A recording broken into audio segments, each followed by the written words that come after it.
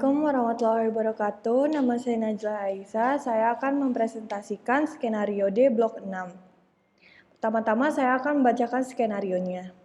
Yaitu Boni laki-laki 25 tahun terlelap tidur di beranda rumahnya karena merasa kekenyangan setelah makan siang 1 bungkus nasi rendang dan minum setengah gelas air. Beberapa menit kemudian, tetangga sebelah berteriak sambil mengejar maling yang lewat di beranda rumah Boni. Boni pun terkejut dan langsung ikut berlari dan dengan kecepatan tinggi untuk mengejar sang maling. Setelah 200 meter berlari kencang, Boni pun berhenti karena tidak sanggup berlari lagi. Boni terlihat sesak nafas, jantung berdetak kencang, berkeringat banyak, dan kehausan. Ia merasa perutnya penuh, nyeri, dan mual. Keesokan harinya, Boni merasa pegal di paha. Sekarang kita akan mengidentifikasi masalah.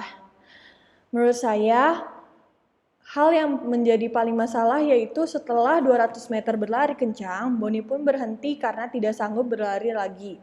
Boni terlihat sesak nafas, jantung berdetak kencang, berkeringat banyak, dan kehausan. Ia merasa perutnya penuh dan nyeri dan mual. Alasan dari prioritas utama ini karena sesak napas, jantung berdetak kencang, berkeringat banyak, serta perut penuh nyeri dan mual adalah hal yang paling dikeluhkan Boni dan menjadi penyebab masalah lainnya. Selanjutnya yaitu analisis masalah. Pada kalimat pertama, masalah yang pertama yaitu mengapa seseorang dapat tidur lelap sehabis makan makanan berat. Pada saat tubuh mencerna makanan, terutama yang memiliki kadar karbohidrat yang tinggi, glukosa yang diserap dari makanan akan menyebabkan kadar hormon insulin meningkat. Insulin meningkat akan memicu branch chain amino acid untuk masuk ke sel otot. Rasio triptopan di darah lebih besar dibandingkan BCAA. Oleh karena itu, triptopan akan lebih mudah ditransport oleh LAT1 di blood-brain barrier menuju sirkulasi CSF. Di glandula pineal, triptopan akan diubah menjadi serotonin dan selanjutnya serotonin berubah menjadi melatonin yang mana merupakan zat yang dapat membuat kantuk dan tertidur. Masalah selanjutnya itu bagaimana seseorang dapat tertidur.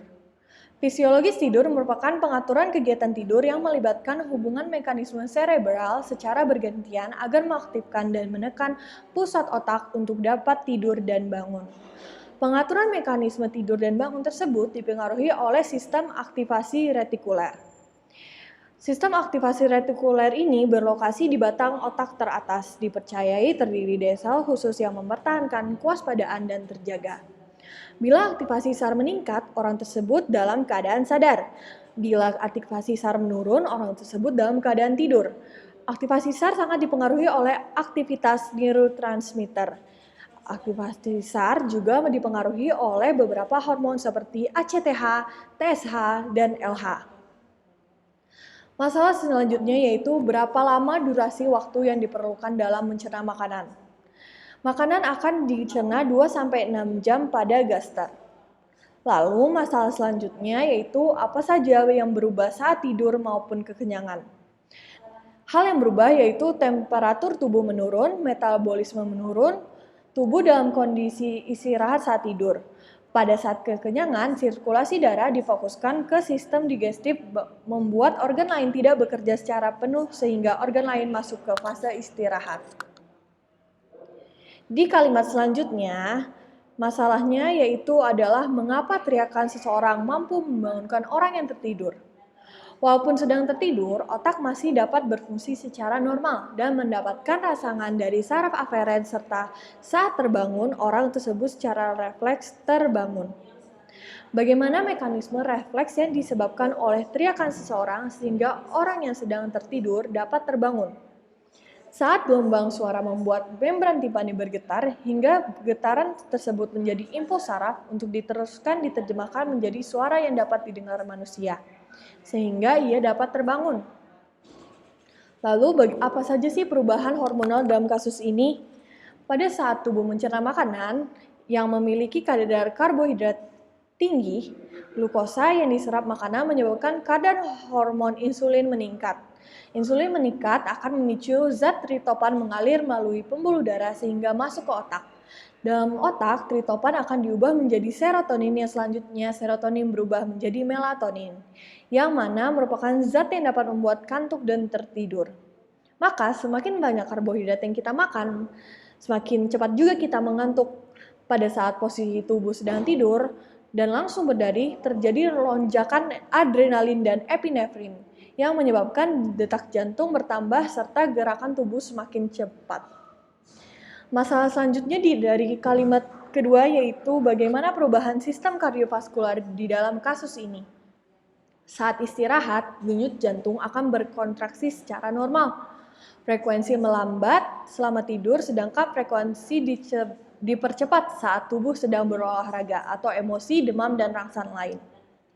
Masalah selanjutnya yaitu bagaimana perubahan sistem respirasi dalam kasus ini. Selama berolahraga, jumlah oksigen yang memasuki aliran darah di paru meningkat karena adanya kenaikan jumlah oksigen yang ditambahkan ke tiap satuan darah serta bertambahnya aliran darah paru per menit.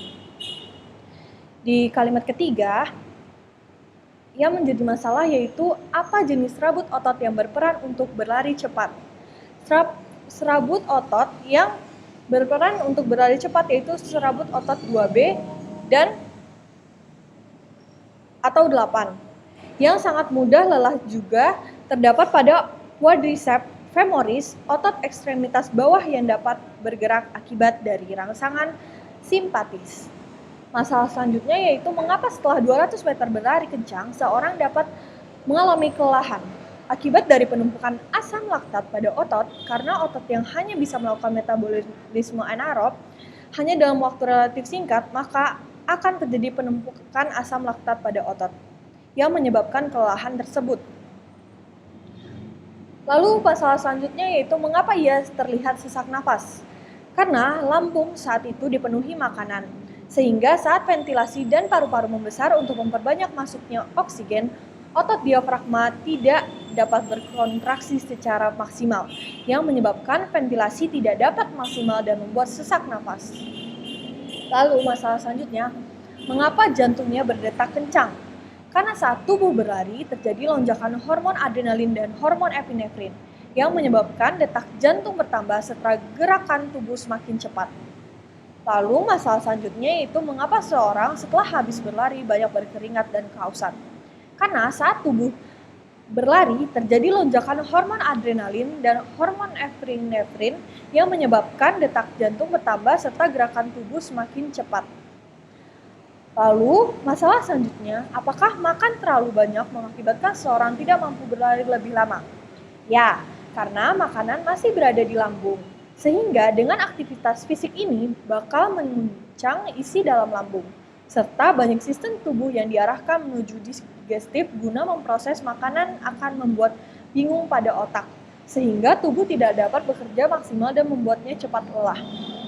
Di kalimat keempat, yaitu masalah yang kita dapat yaitu apa penyebab dari terjadinya pegal pada paha. Saat pegal hari pertama, pegal akibat dari penumpukan asam laktat pada otot. Pegal keesokan harinya akibat dari mikrotubulus pada otot akan robek. Saat otot beregenerasi akan menimbulkan rasa nyeri. Lalu masalah selanjutnya yaitu mengapa rasa pegal di paha baru terjadi keesokan harinya. Yang tadi saya sudah sebutkan, rasa pegal keesokan harinya itu diakibatkan oleh mikrotubulus pada otot akan robek. Selanjutnya yaitu kerangka konsep. Yang pertama itu makan kebanyakan menyebabkan aktivasi parasimpatis, meningkat kadar gula darah, dan lambung penuh. Aktivasi parasimpatis menyebabkan mengantuk dan tertidur, masuk ke fase 1 NREM. Di fase pertama NREM yang mudah terganggu menyebabkan dia terbangun karena terkejut. Setelah dia terkejut, dia berlari yang menyebabkan kontraksi otot, proprioreseptor, mekanoreseptor pada otot dan sendi mengirim impuls ke korteks motorik. Karena kontraksi otot itu, dia menyebabkan tiring pada otot.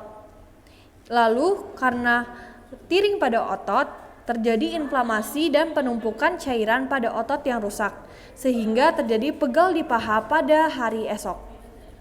Lalu karena kontraksi otot juga, metabolisme pembentuk ATP meningkat, sehingga meningkatkan metabolisme anaerob, peningkatan asam laktat, menjadi rasa pegal dan sehingga ia berhenti berlari. Lalu karena metabolisme pembentukan ATP meningkat, panas tubuh juga meningkat.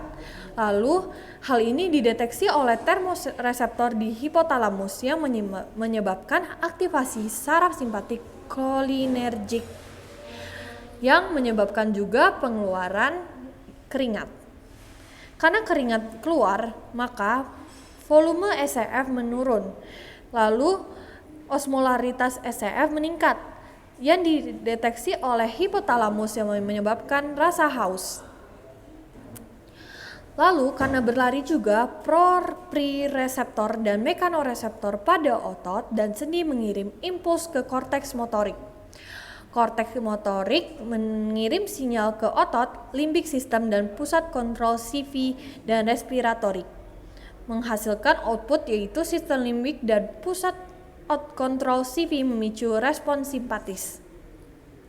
Yang menghasilkan meningkatnya impuls saraf simpatis, yaitu meningkatnya SF dan HR jantung serta BP, dan meningkatnya ventilasi pernafasan.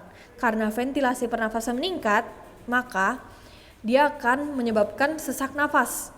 Karena meningkatnya CV dan HR jantung serta blood pressure-nya, maka menyebabkan takikardi. Lalu kita kembali lagi ke atas, yaitu makan kebanyakan menyebabkan meningkatnya kadar gula darah. Hal ini menyebabkan meningkatnya insulin, pelepasan adenosin oleh astroktik, dan hiperpolarisasi oleh orexin expressing neuron. Karena insulin meningkat, maka Na dan KATPase meningkat kerjanya, sehingga menyebabkan sedikit hipokalemia. Karena meningkatnya insulin juga, maka meningkatnya triptopan yang menyebabkan menjadinya serotonin lalu menjadi melatonin. Hal ini menyebabkan mengantuk tadi yang sudah saya sebutkan. Lalu meningkatnya kadar gula darah juga menyebabkan adenosin oleh astroktik, yaitu menyebabkan vasodilatasi di ventrolateral preoptic nucleus. Hal itu juga menyebabkan hiperpolarisasi oleh orexin expressing neuron yang menyebabkan kurangnya output dari orexin expressing neuron. Setelah hal tersebut menyebabkan mengantuk dan tertidur, maka di fase NRM1 yang mudah terganggu karena suara keras sehingga dia menyebabkan terbangun. Tadi sudah saya sebutkan apa yang terjadi apabila dia terkejut dan berlari. Selanjutnya yaitu saya akan menjelaskan tentang apabila berlari, maka aliran darah menuju organ gastrointestinal berkurang yang menyebabkan pengosongan gaster yang lambat, sehingga distensi pada lambung dan iritasi pada dinding lambung. Distensi pada lambung ini menyebabkan mual dan perut penuh, sedangkan iritasi pada lambung ini menyebabkan nyeri pada perut. Kesimpulannya yaitu, Boni, laki-laki 25 tahun, mengalami pegal otot akibat penggunaan kinerja otot kakinya kemarin sehingga terjadi penumpukan asam laktat dan terjadinya robekan pada serat otot kaki secara mikroskopis yang menyebabkan DOMS.